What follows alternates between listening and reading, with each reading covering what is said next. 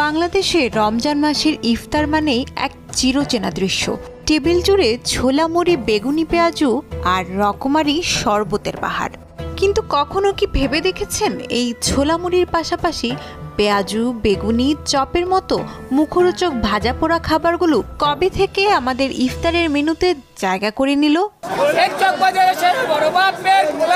ইফতারের ইতিহাস বহু পুরনো, যুগের সঙ্গে বদলেছে এর ধরন। প্রাচীন বাংলায় ইফতারে থাকতো খুব সাধারণ সাদামাটা কিছু খাবার।